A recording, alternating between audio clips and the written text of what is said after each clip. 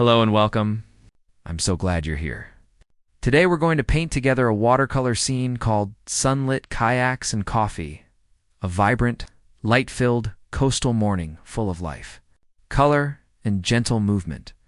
In this tutorial, I'll walk you through 5 steps to bring this scene to life.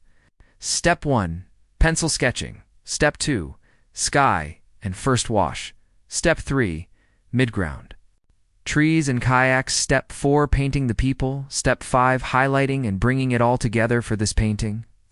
I'll be using permanent orange, cadmium yellow, cobalt blue, neutral tint, cadmium red, burnt sienna, sepia, Prussian blue, viridian, and yellow ochre.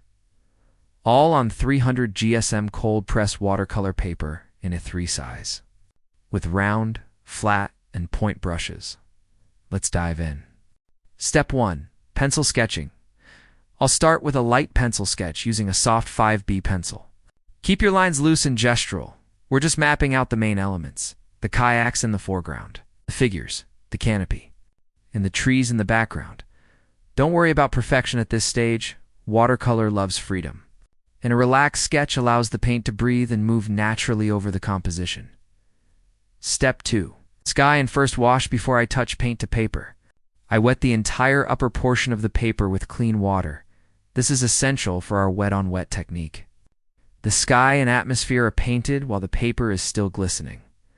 I'm dropping in cobalt blue for the sky, letting it bloom and spread organically. I add neutral tint into the deeper cloud shadows. I let the white of the paper shine through for the bright cloud forms. No forcing, just allowing the water to do the work, while the sky is still damp. I bring cadmium yellow and yellow ochre down into the grass area, setting a warm, sunlit base. The kayaks also receive their first very light wash at this stage, just hints of color to anchor them to the scene technique. Tip wet on wet. Always work quickly while the paper is wet. Tilt your board slightly to encourage natural blooms and soft edges. The less you touch wet paint, the more luminous and alive your sky will look. Step 3, midground. Trees and kayaks. Trees and midground. Now the paper is dry and we switch gears. This is where dry brush strokes become our best friend. Using a semi-dry brush loaded with sepia, I paint the tall dark trees on the right side with swiftest, confident upward strokes. I layer yellow, ochre, and burnt sienna. For the warm structural details of the café canopy and its timber frame, viridian works beautifully for the shadowed foliage, rich and deep. The blue market canopy gets sepia in its shadow folds for depth. Technique tip, dry brush, load your brush. Then drag most of the moisture off on a tissue or the palette edge. Drag the bristles across dry paper with a light touch. The texture of the cold pressed paper catches the paint beautifully, creating organic, broken marks perfect for foliage and bark. Kayaks moving to the kayaks in the foreground. These are the heroes of the scene. I paint the teal kayak with viridian, deepening the underbelly with sepia. The golden kayak is cadmium yellow, warmed with burnt sienna on its shaded side. I add bold, dark shadows beneath each kayak using neutral tint. This is what lifts them off the ground and gives the foreground its weight and presence. Step 4, painting the people. People bring a scene to life. And in watercolor, they're delightfully impressionistic, we suggest, rather than render. I always start with the figures I'm most confident about. Right side, boy with the dog. I start on the right, the tall boy walking his dog.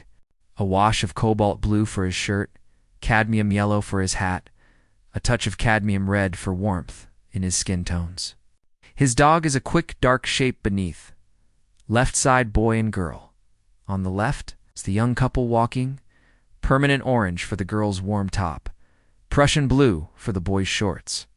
I use cobalt blue and neutral tint together to paint their cast shadows. These shadows are elongated and sweep toward us.